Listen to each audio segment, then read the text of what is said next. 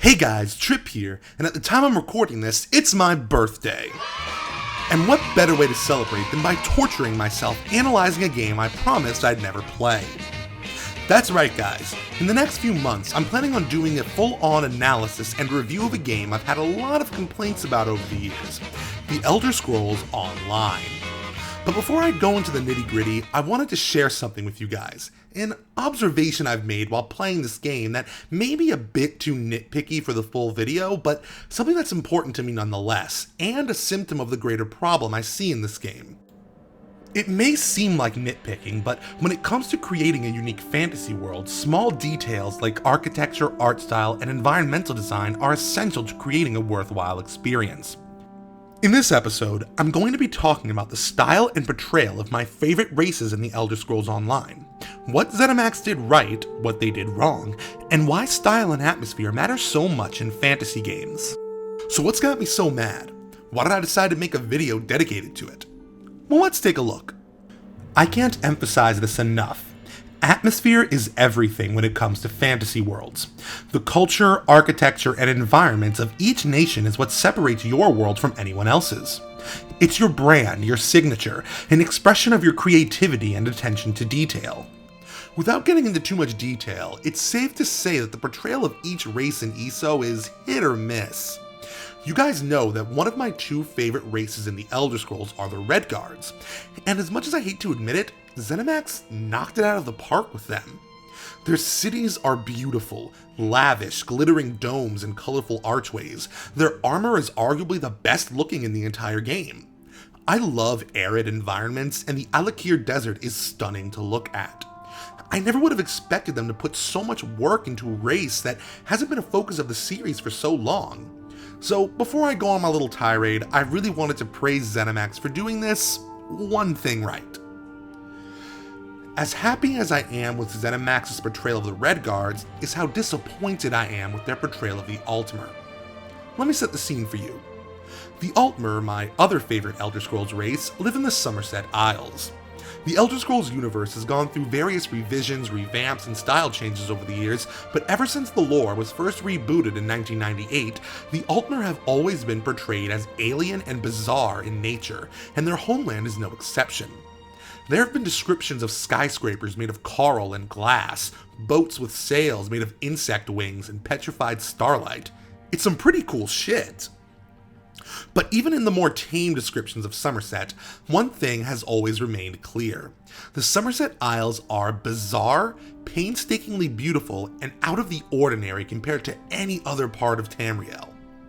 So considering how decorative, colorful, and visually stunning Hammerfell is, and how strange and unique Morrowind looks, I can't wait to see what the Altmer, the masters of all things lavish and strange, have in store for me. Are you fucking serious? I mean seriously, this is Somerset? It's just bland, washed out faux Rivendell buildings and a generic pretty forest. It doesn't even feel like an island. To be fair, the flora and environment has slowly grown on me, but the one thing I can't forgive is the architecture. This isn't strange or bizarre, it's not even decorative or flashy. This is the sort of thing Altmer would sneer at and mock us for. It's not a home to be proud of.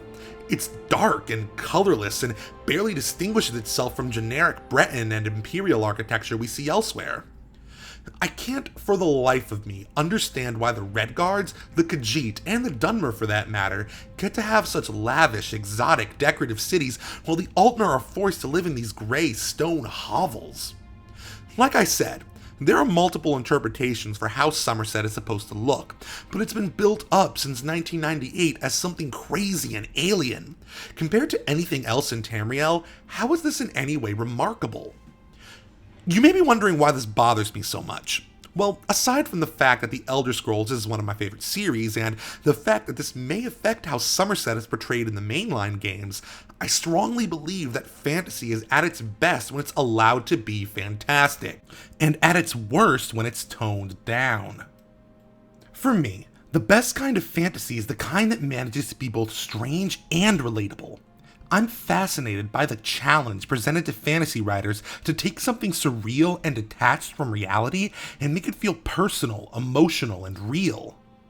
This is what drew me into the Elder Scrolls world in the first place. The way Morrowind was capable of creating a world that was so fundamentally different from Earth, yet so familiar and relevant to the human condition, is one of the greatest accomplishments in gaming, in my opinion. Games like ESO like to take the easy way out, either because they don't have the talent or the balls to be creative. For whatever reason, ZeniMax wants the Elder Scrolls to look less unique and more like any other medieval fantasy world, and this is a consistent problem with the game as a whole.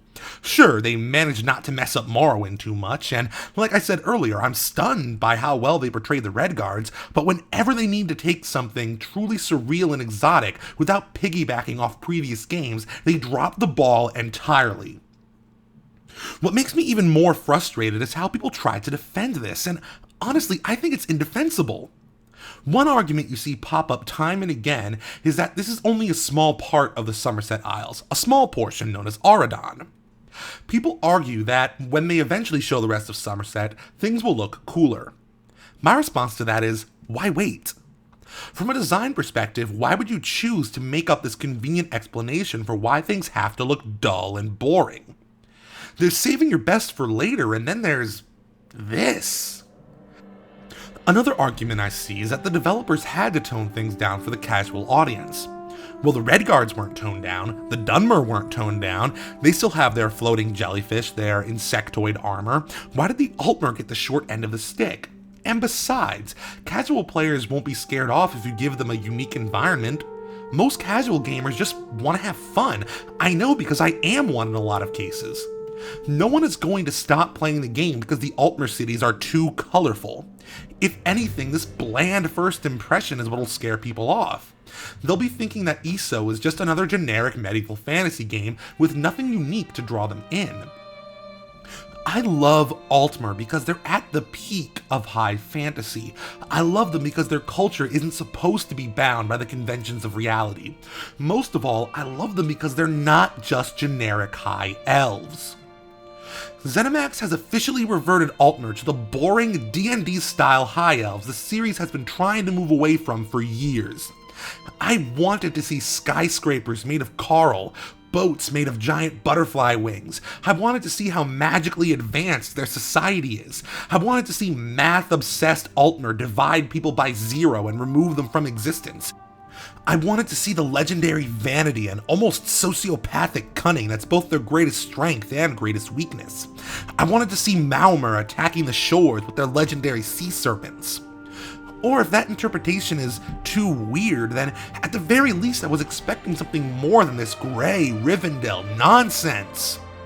In a world where people ride on giant ticks, live in city-sized crab shells, and worship a hermaphroditic demigod, is a more interesting Somerset too much to ask for? So why did I decide to talk about this? Because fantasy can be better than this.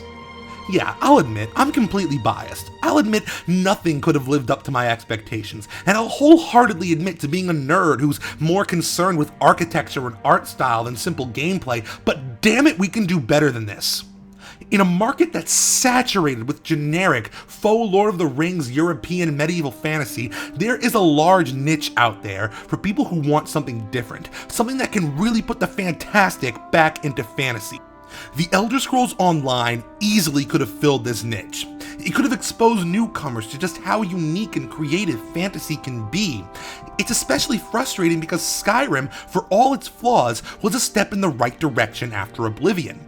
It was a sign that the developers heard our complaints and wanted to gradually return to the strangeness that brought us into the series in the first place. Seeing the Elder Scrolls regress like this is not only bad for the series, it's bad for fantasy games in general. Fantasy deserves freedom. The freedom to be unique, to be weird, to test the boundaries. That's why fantasy is important. That's why we need it. But hey, that's just my opinion. So to anyone who's played this game, or anyone who's seeing it for the first time, was anyone actually satisfied with Auradon? Do you love the way it looks and think I'm crazy? Do you like the way Altmer are portrayed in ESO? If ZeniMax lets us see more of Somerset, what would you want it to be like? Let's discuss. Thanks for watching, and I'll see you next time.